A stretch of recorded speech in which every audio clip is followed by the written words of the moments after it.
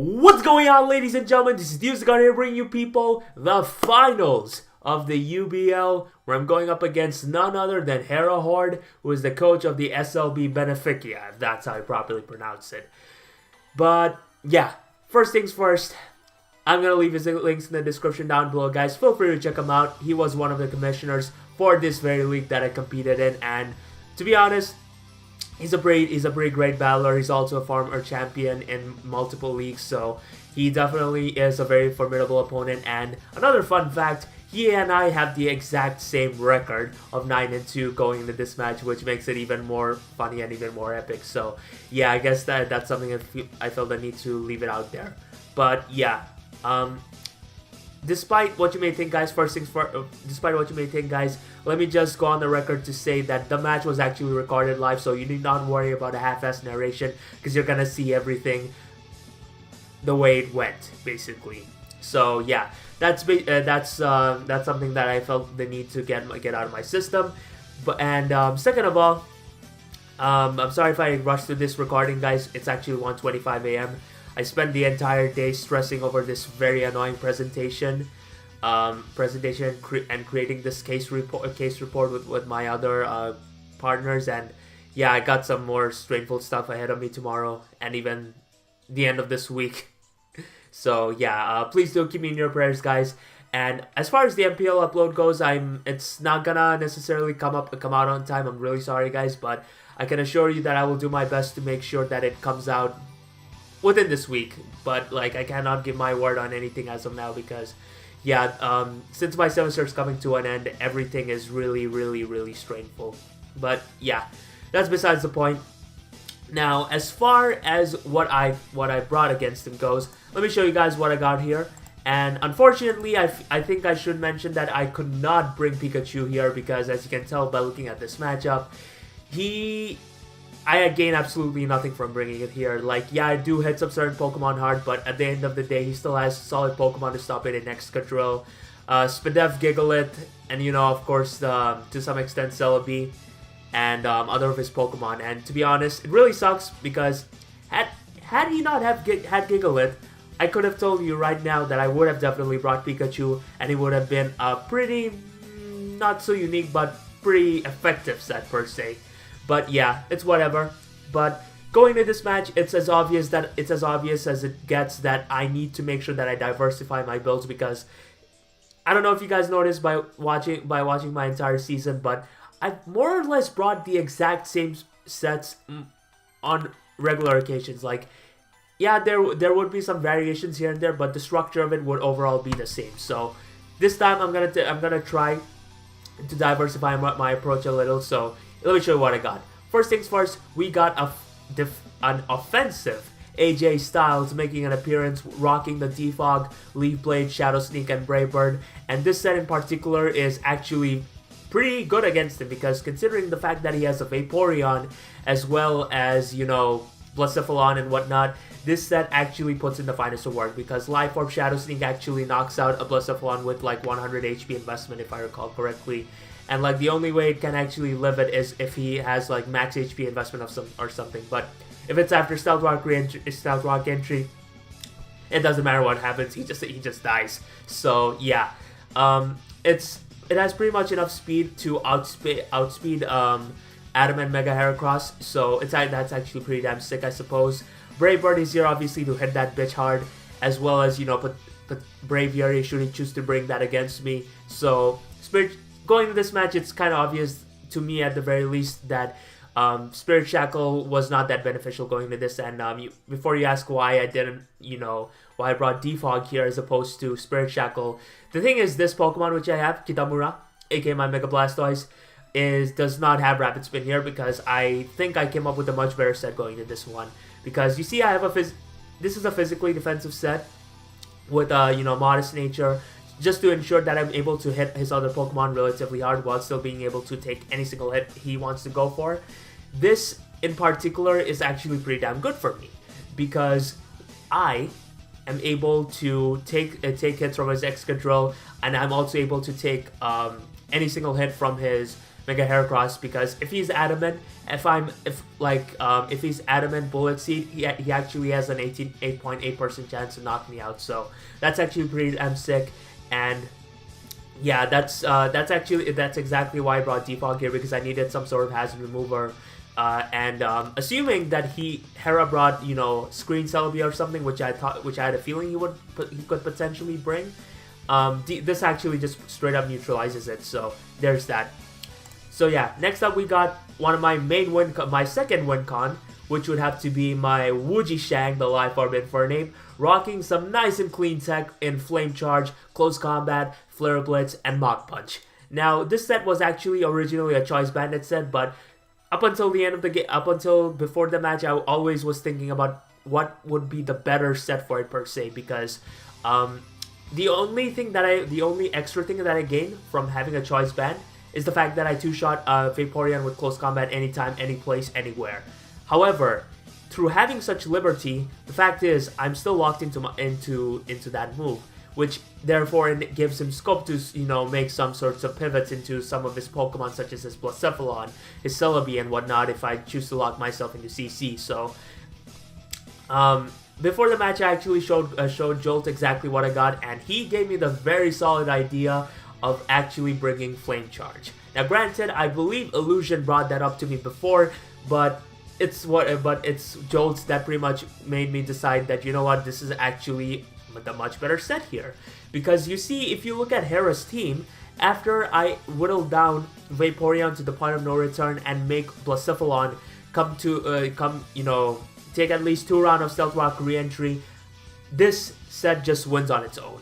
Because I have such an easy time setting up on many of his Pokemon with Flame Charge, it's not even funny. So in that regard, it's a phenomenal late game sweeper. It can do a lot of things, and I can actually see this winning me the game should I play my cards properly. So yeah, Flare Blitz is obviously there cause Stab, and Mach Punch is there cause fuck Sandrill, Sandrush, Excadrill, Sandrill. Wow. But yeah, next up we got Weavile, the Dreadplate Weavile with Pursuit, Knockoff, Icicle Crash, and Ice Shard, which is the Adamant Nature. And the reason why I chose to bring that this time around is because Adamant Nature ensures that I knock out Blacephalon with 1 Pursuit, which involves it not even needing to switch out to begin with. Yes, that's how piss poor its defense is. So, say it chooses to lock itself into Shadow Ball, I can actually capitalize on that, and then I can just pretty much Pursuit Trap its ass and then just call it a day. Because realistically speaking, Blacephalon is actually a pretty decent threat to my team, and since I don't have a Kangaskhan or anything, I need to make sure that I play my cards properly against it. So this is pretty much one of my emergency measures against it, I guess. Like if I catch Hera slipping up with Shadow Ball, I will Pursuit Trap his ass, and I will knock his ass out. So yeah, Knockoff is there cause Stab, Icicle Crash, and Ice Shard cause Stab.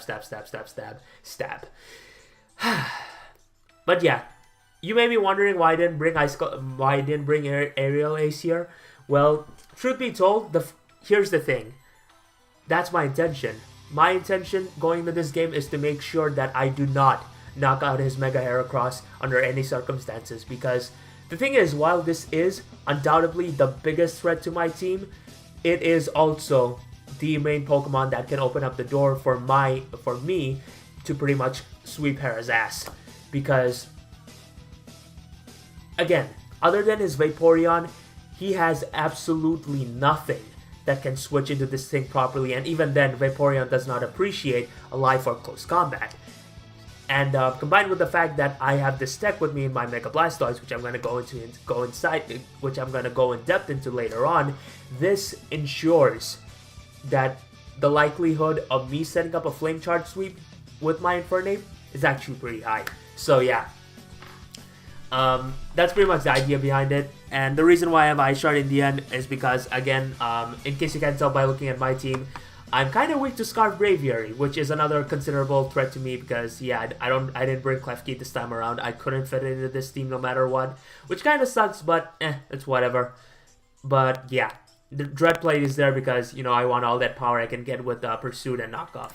But yeah, next up we got Duck Queen, aka the Sugarberry Nido Queen, rocking the Toxic Spikes, Earth Power, Sludge Wave, and Flamethrower. and it's pretty much a self-explanatory set. Shukaberry because it eats up any single hit from Sand Rush Drill. Let's see what you may call it.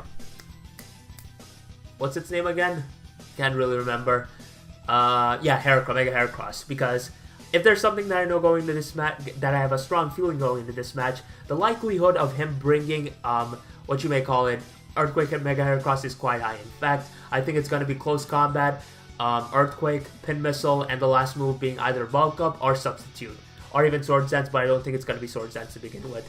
So in that regard, Sugarberry Nidoqueen is actually pretty vital here. And another thing that it needs to be noted is that Toxic Spikes actually does a lot of work against them, because other than, you know, rapid spinning with his Excadrill and defogging with his Braviary, he doesn't necessarily have the best breathing room towards hazard removal, in which case that would actually work very much into my favor. And yeah.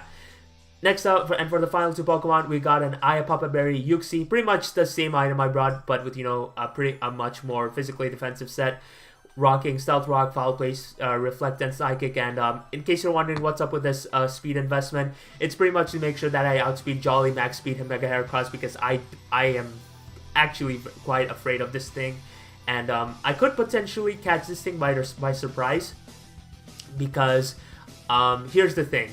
If Mega Heracross is in against me, I can immediately set up Reflect and lift up Pin Missile, and then you know what, I can set up my rocks up in the turn after. And should he actually be Jolly, it actually has a potential to 3-shot me, which is pretty damn crazy. So in that regard, this is actually pretty damn good for me, as Psychic is going to be able to do a lot of work, and Foul Plays here obviously to smack that Excadrill, set up Haxorus and whatnot. And yeah, it's a pretty decent EV investment, I guess you could say, and it actually eats up a lot of hits anyway. So yeah, that's pretty good for me. And now for the final Pokemon, which I believe is going to be a huge difference maker. My Mega Blastoise rocking the Scald, Dark Pulse, Substitute, and Roar. Now this set is pretty much here to fuck up his Vaporeon, because again, other than that set Pokemon, my Infernape just goes in hard on his squad. So by having my Kitamura with me to spam Dark Pulses with, I can essentially whittle this thing down, and while you could make the argument that, well, he can just pass out wishes, on the turn he protects, I'm gonna roar his ass out, and he's going to be put in a very terrible position.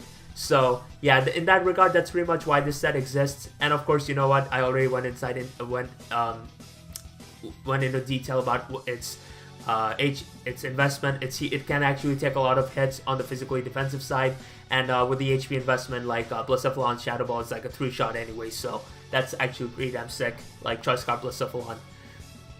So in regards to that, that's pretty much the hypothesis behind this team.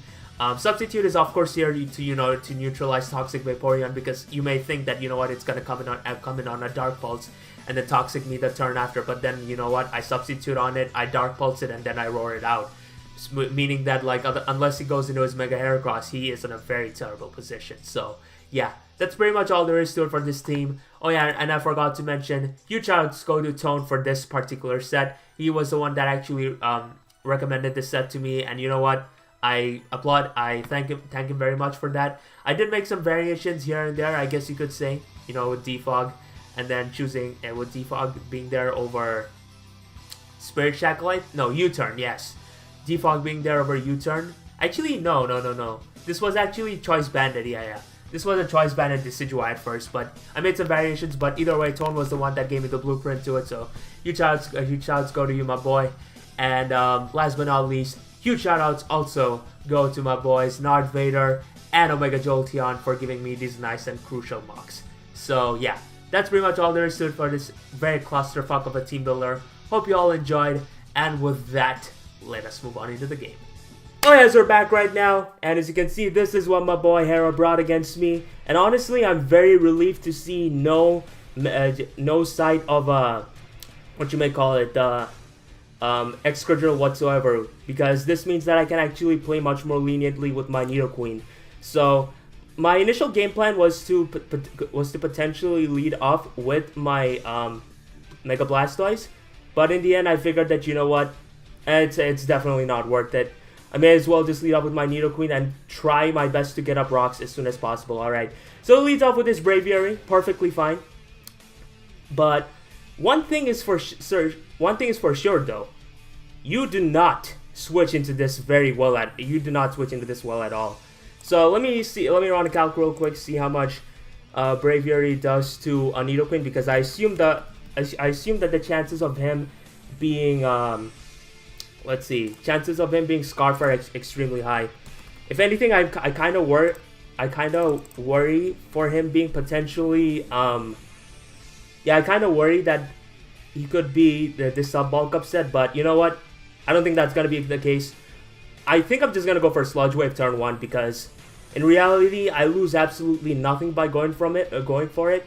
And if he goes hard out into his Gigalith, I will be able to get a lot of damage off on this thing. So he did like 54.4% damage to me, which kind of revealed to me that you are jolly as all hell. So in that sense, I'm able to get a very good amount of damage off on you, and that's exactly all I could ask for, to be honest.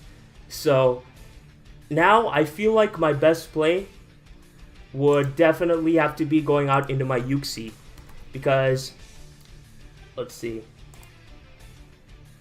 I have EV'd this thing in such a way so that, yeah, return does like only 38% damage to me. So in that sense, I feel like Uxie is definitely my best play, because in doing so, I could open up the door towards getting off a lot of damage off on that Heracross of his. So yeah, that's pretty much my idea behind this play, and it also helps that if I'm able to get my rocks up, chances are it's going to stay for the remainder of this game, meaning that this Barb is going to be a dead Barb, and that's exactly what I need at this stage. So yeah. Another thing I could do would be going out in my Decidueye, but I'm kind of worried about the possibility of him being Jolly Mega Heracross. Like, in my honest opinion, I think that he would benefit much more from running Adamant Heracross, but like, you never know. You gotta do your best to prep for every single set out there, to be honest. So there's that. But yeah, the damage that I was able to inflict on this wood is absolutely phenomenal. And yeah, he goes out into this. You know what? I'm fine with that, because this is going to help me identify what kind of a set you could possibly be. So let's see. If I set up a reflect, yeah, Pin Missile would be doing like 76% to me. And honestly, I think I can afford that. I genuinely think I can afford that. Another thing he could do would be potentially you know what, I'm just gonna go for a reflect. Yeah, because it's arguably my best play. Yeah, these Pin Missiles do 0. I mean, it would have done 0, but you know what? What can you do about it? Right, so these Pin Missiles did, let's see, 11.7.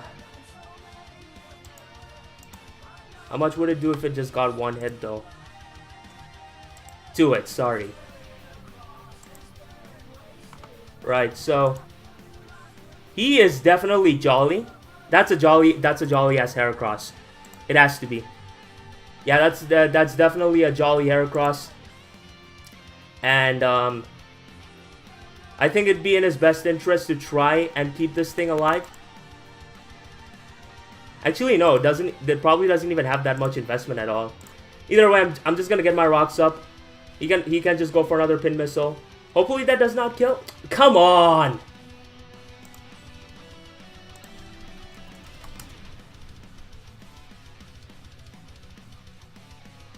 Ugh.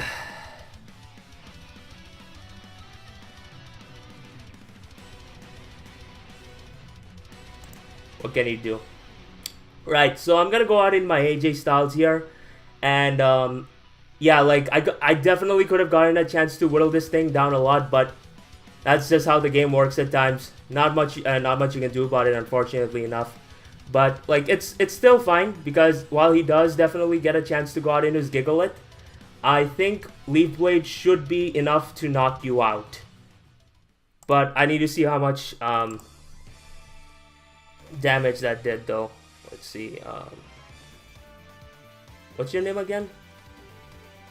Decidueye. AJ Styles versus Gigalith. So my Brave Bird did like how much to him? It did like 14% to him. So the chances of him being okay, no, he probably has a fair chunk of defensive investment, but you know what? I think I'm fine by just going for Leaf Blade, to be honest.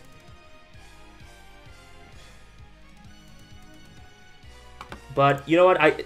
The thing is, I don't wanna make a rash play just yet. So let's see. If you are bold by any chance, then you know what? Nah, Leaf Blade is definitely my best play. By going for a Leaf Blade, I'm able to get a lot of damage off on you, and it doesn't matter what you go into. Yeah. Okay, I do a very good amount of damage to this thing. He goes for a Rock Blast. Don't get 5 hits. Don't crit me. Thank you very much. You just get 2 hits. And I think I'm just fine by going for a Brave Bird, to be honest.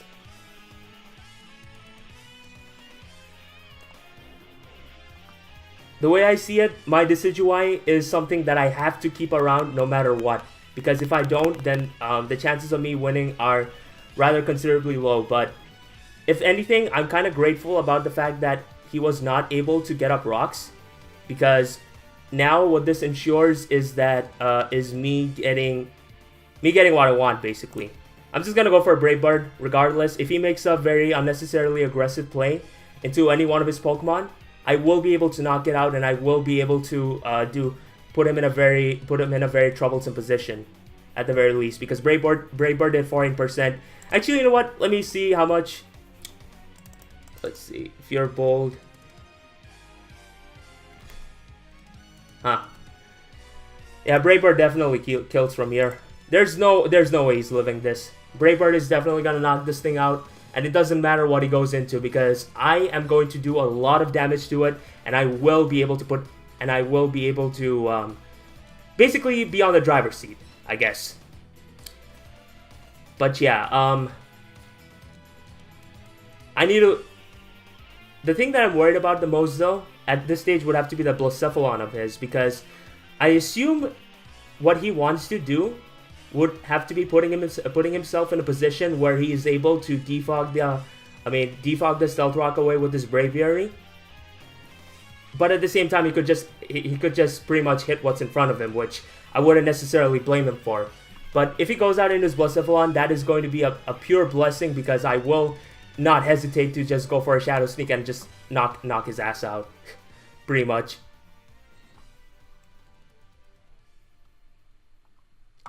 Still, it's crazy how those pin missiles did quite figuratively nothing to me, to be honest. But yeah,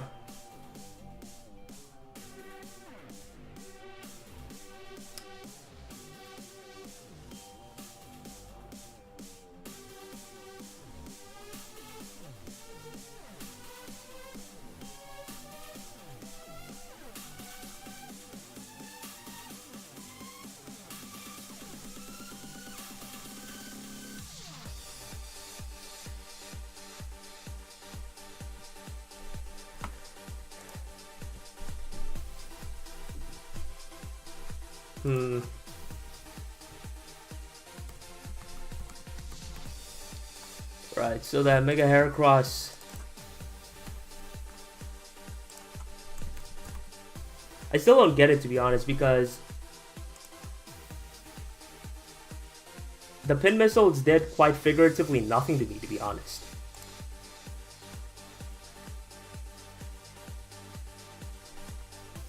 I still think that there is some sorts of value in keeping my Nidoqueen around, in the sense that I could potentially set up T-Spikes. But at the same time, I don't know if it's worth it, to be honest. Fernape is banded. I mean, I'm not banded, but yeah. Pin Missile would do like 19%. And that is assuming Reflect was up, but yeah. I definitely don't want it to take unnecessary damage, that's for sure. I think overall my best play would have to be just going out into my Nidoqueen at this stage.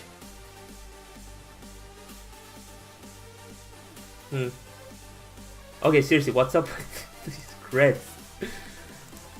I don't know if that mattered. Probably didn't, but it's kind of annoying. It is kind of annoying, to be honest.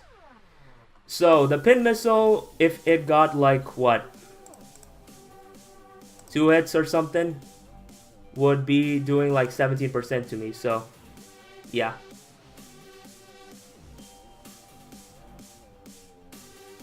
%. So I think I can assume that the chances of him with 32 hits are 16. Yeah, he's definitely not that much invested in attack. But yeah, my play right now would have to be definitely going out into my Infernape. And you see, this would be a position where I could definitely go for a close combat. It's just that I don't know if it's worth it, to be honest. He's definitely gonna keep this thing alive. Like there is no way in hell he's gonna just needlessly have this take unnecessary damage. Like that's that I can pretty much guarantee.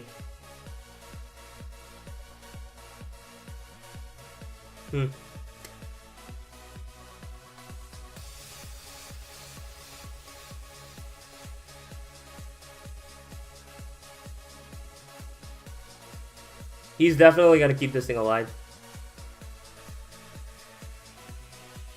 If he goes out into his Vaporeon though, I mean, I think he has to sack off his Braviary at this stage.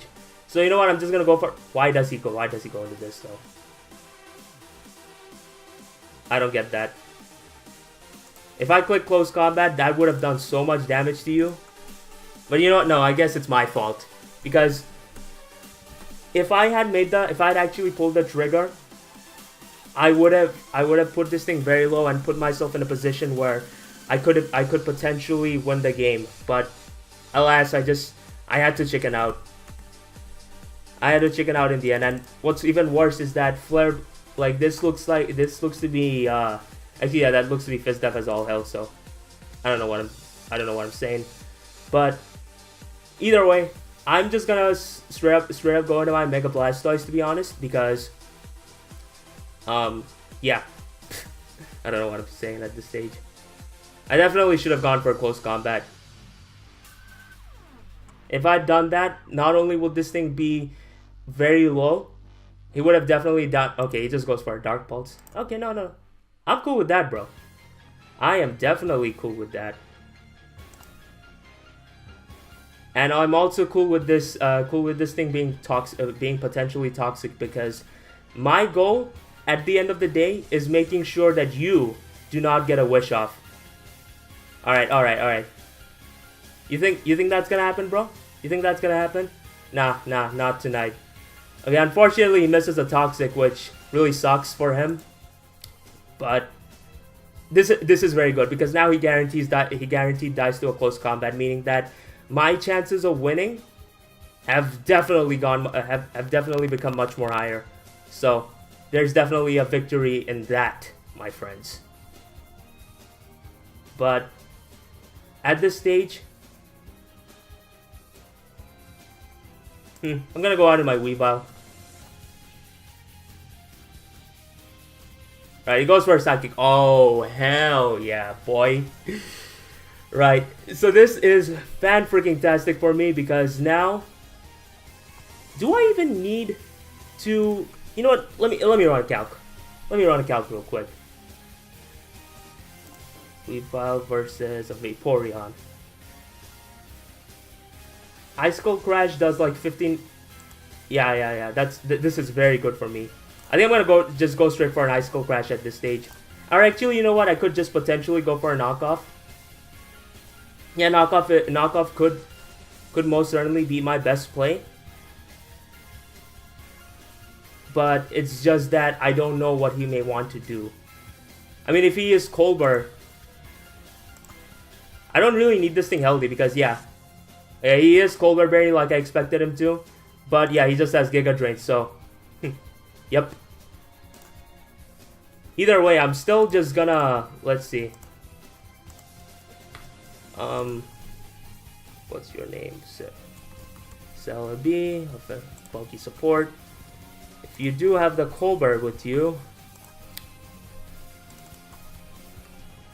Giga Drain did like 44%. So there's no way in hell he's there's no way in hell he's that much invested in defense the way I see things. So assuming you lose your item, knockoff still should definitely be able to knock you out. So to be honest, yeah, I'm just gonna go for that. So down goes the Braviary, and I still think we can win this, guys. I just need to make sure that no matter what, I do not allow that Vaporeon of his to get his HP back, because the way I see it, this game just outright ends the moment I get a Flame Charge off with my Infernape, which I think should be doable now. Huh. 46 minus 10.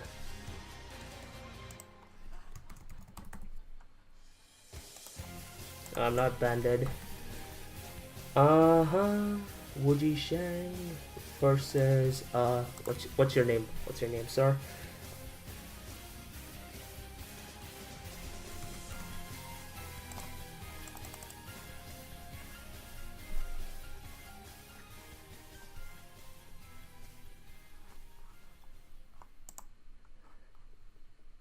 Right, so I don't think his Blacephalon can win, to be honest, because like as long as I have my AJ Styles around, he will definitely die to he'll definitely die to a Shadow Sneak.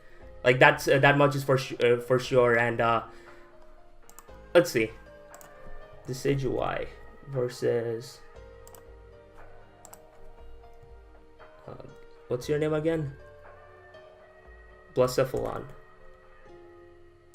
Say after rocks, and say you are like really high investment. Yeah, it's still guaranteed Oko after Stealth Rock, so there's no way in hell that his Blacephalon is going to live a Shadow Sneak at this range. So I think we are in the cut, guys. We most certainly are in the cut by the looks of it. But I just need to make sure that this Vaporeon of his dies, because like again, this game just ends the moment I kill off that Vaporeon of his. So let me just double check the calc from my Infernape and see what Vaporeon takes from close combat. Huh? What do you mean?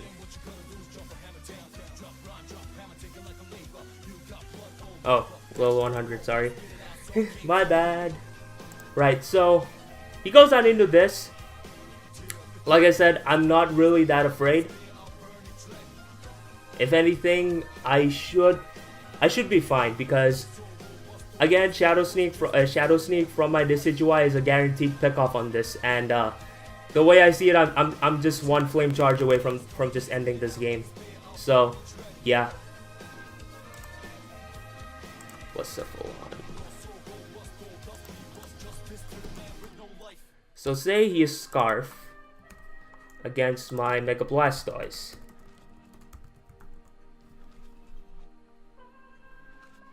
Kitamura. It's a 3-shot at best, so if he's Scarf, if he's Specs, he's going to do more, obviously. But yeah, he just goes for a Flamethrower. That does like 23% to me. And let's see. Flamethrower does like 23%. So he could potentially be Scarfed by the looks of it. But you know what? It's fine. I'm perfectly fine with that, bro. I'm simply put just gonna go for Dark Pulse at this stage because yeah, I really got no reason not to, and he goes out into his Hera Horde, perfectly fine. I do like 20% of this thing, so let's see what kind of a Heracross set you could potentially be, and honestly, I think we may have just sealed the deal, guys. Obviously, I don't want to count my chickens before they hatch, but I think we may have just won here. I just need to go for Dark Pulse one more time to guarantee put him in range, and the game should end now. So Dark Pulse did like 20% to him, so he may just have some sorts of investment. Yeah, he definitely has investment.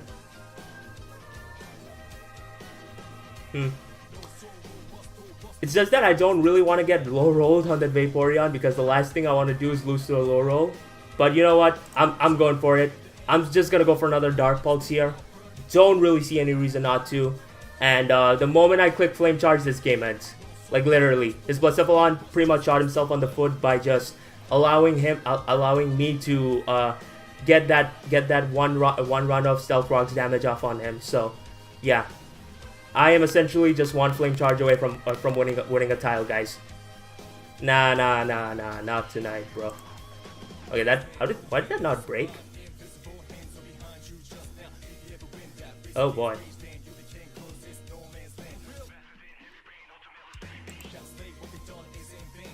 Yeah, that's don't get a crit, please. Oh my. That's pretty funny. That's actually pretty funny. But yeah, I'm not gonna make the same mistake twice. He goes for a pin missile, and now it is time, boys. It is finally time. I'm gonna go out in my Wuji Shang. I'm gonna go for a Flame Charge. There's no way in hell you're living this. Like literally, no chance in hell you're gonna be able to live this hit. And I think we may have just sealed the game, guys. He goes out in his Power Puff. Oh boy, you ain't ready for this, bro. You, my friend, are not ready for this. I'm so glad that the Roar Tech was able to work on him. Right, so he's gonna go for a Protect, perfectly fine. He goes back to 39. There is no way he's gonna be able to live this. I need to run a calc. Vaporeon. Are we gonna finally win our title, guys? Holy shit, is it time? Yup. I'm gonna go for a close combat. Literally no reason not to. And I think this is finally time, guys. Holy shit. I think this is finally time, guys. I kind of almost shot myself on the foot by going for a Dark Pulse, not gonna lie. Because my mindset was like, I'm gonna just put this thing in Flame Charge. But if he had Bullet Seed, that would have been a potential problem. But we knock out the Vaporeon. And we are 2 hits away from ending this game now. So, will we be able to finally win our first title, guys? Let's find out right now. Blacephalon, your choice Scarf. Flare Blitz, it definitely knocks your ass out. 200 HP, it don't matter. You, my friend, are dead. You, my friend, are a dead ass man. Going for a Flare Blitz, knock out the Lunatic, and ladies and gentlemen, we are going to win our very first title with this iconic Flare Blitz. And finally, after 3 years, the Bullet Punch Club has finally won its first actual title. Holy shit! I'm trying not to sound too excited because it's actually like 11:44 p.m. But holy shit, guys! After 3 years and losing two back-to-back, losing 2 finals, we are going to break our unlucky streak and finally take home the UBL title and finally cement ourselves in a championship slot. Holy shit! Wow, that's just crazy. I cannot believe this happened. It really is insane. But yeah, huge shout outs and thanks go to my boy Joel for coming up with the Flame Charge set. I definitely would not have thought of that had he not brought it up. like, I always wanted to run a different type of Infernape set because I was wondering, like, Infernape goes in hard on him, so why am I running Choice Bandit to begin with? But like, I never really figured out the possible item the possible better item that I could run on it. But Jolt was like literally 2 days before we had our match. I talked to my boy Jolt, and he gave me the perfect idea of exactly what needed to be done. And you know what?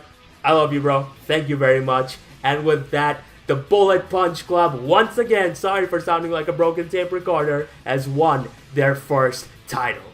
So yeah.